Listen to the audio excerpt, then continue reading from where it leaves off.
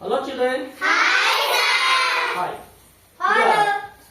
ನಿಮ್ಮ ಪರಿಸರ ಅಧ್ಯಯನದಲ್ಲಿ ನೀರು ಅನ್ನೋ ಪಾಠದಲ್ಲಿ ನೀರಿನ ಬಗ್ಗೆ ನಾವು ತಿಳ್ಕೊಳ್ಳೋಣ. ನೀರಿನ ಅಣುಸೂತ್ರ ಏನು? H2O ಅಲ್ವಾ?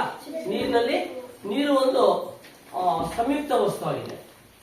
ನಿಮಗೆ ಇನ್ನು ಮುಂದಿನ ಅವಧಿಗಳಲ್ಲಿ ಮುಂದಿನ ತರಗತಿಗಳಲ್ಲಿ ಮೂಲ ವಸ್ತು ಅಂದ್ರೇನು, ಸಂಯುಕ್ತ ವಸ್ತು ಅಂದ್ರೇನು, ಮಿಶ್ರಣ ವಸ್ತುಗಳು ಎಂದ್ರೇನು ಅನ್ನೋದ್ರ ಬಗ್ಗೆ ವಿವರವಾಗಿ ತಿಳ್ಕೊಂತೀರ. ಈಗ ನಿಮ್ಮ ಮಟ್ಟಿಗೆ ಇಷ್ಟು ತಿಳ್ಕೊಳ್ಳೋಣ. ನೀರು ಒಂದು ಸಾರ್ವತ್ರಿಕ ದ್ರಾವಕ. ಕಾರಣ ಏನಪ್ಪಾ ಅಂದ್ರೆ ನೀರಿನಲ್ಲಿ ಅನೇಕ ವಸ್ತುಗಳು ಕರಗುತ್ತವೆ.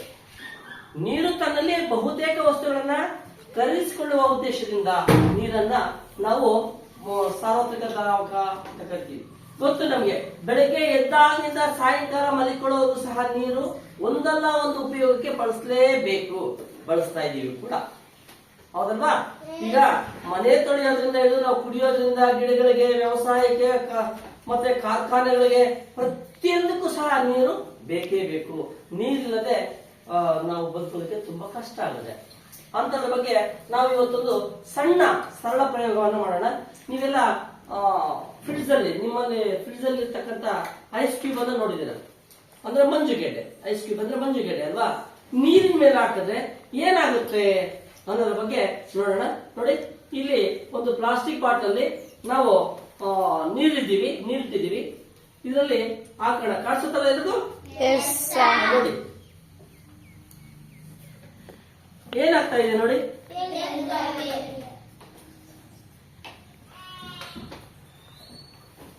ತೇಲ್ತಾ ಇದೆಯಾ?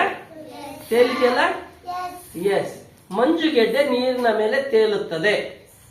ಮಂಜುಗೆಡ್ಡೆ ನೀರಿನ ಮೇಲೆ ತೇಲುತ್ತದೆ. ಏಕೆ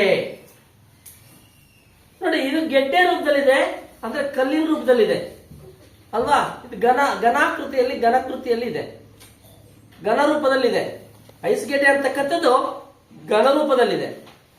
ನೀರಿನ ಮೇಲೆ ಹಾಕಿದ್ರೆ ತೇಲುತ್ತೆ. ತೇಲ್ತಾ ಇದೆಯಾ? ಯಾಕೆ? ಇದ್ರ ಬಗ್ಗೆ ನೀವು ವೈಜ್ಞಾನಿಕ ಕಾರಣವನ್ನು ತಿಳ್ಕೋಬೇಕು, ವೈಜ್ಞಾನಿಕ ಚಿಂತನೆಯನ್ನ ಮಾಡಬೇಕು. ಯಾರಾದ್ರೂ ಹೇಳ್ತೀರಾ?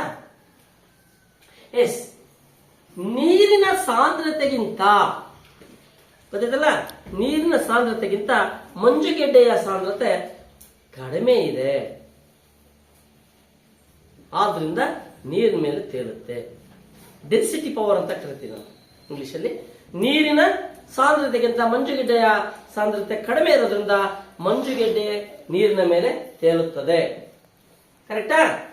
ಇದು ಈ ದಿನದ ಸರಳ ಪ್ರಯೋಗ.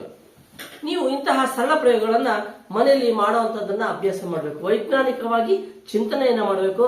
ಸರಳ ಪ್ರಯೋಗಗಳನ್ನ ಮನೆಯಲ್ಲಿ ಮಾಡಬೇಕು. ಈಗ ನೋಡಿದ್ರಲ್ಲ, ನಾವು ದಿನ ಬಳಸ್ತೀವಿ, ಐಸ್ ಕ್ಯೂಬ್ಗಳನ್ನ ಬಳಸ್ತೀವಿ, ಏನೇನಕ್ಕೋ ಜ್ಯೂಸ್ಗೆ, ತಣ್ಣಗಿರೋದಕ್ಕೆ ಬಳಸ್ತೀವಲ್ಲ ಬೇಸಿಗೆ ಕಾಲದಲ್ಲಿ. ಆದ್ರೆ ನಾವು ನೀರಿನ ಮೇಲೆ ಒಂದ್ಸರಿ ಹಾಕಿ ನೋಡಿದಾಗ ಇದು ತೇಲುತ್ತೆ. ಯಾಕಿರ್ಬೋದು ಅನ್ನೋದ್ರ ಬಗ್ಗೆ ನೀವು ಚಿಂತನೆ ಮಾಡಬೇಕು. ಈಗ ಅರ್ಥ ಆಯ್ತಲ್ಲ? ನೀರಿನ ಮೇಲೆ ತೇಲೋದಕ್ಕೆ ಕಾರಣ ಏನಪ್ಪಾ ಅಂದ್ರೆ ನೀರಿನ ಸಾಂದ್ರತೆಗಿಂತ ಮಂಜುಗೆಡ್ಡೆಯ ಸಾಂದ್ರತೆ ಕಡಿಮೆ ಇರುತ್ತೆ. ಹಾಗಾಗಿ ಆ ಮಂಜುಗೆಡ್ಡೆ ನೀರಿನ ಮೇಲೆ ತೇಲುತ್ತದೆ. ಅರ್ಥ ಆಯ್ತಲ್ಲ? Okay, thank you.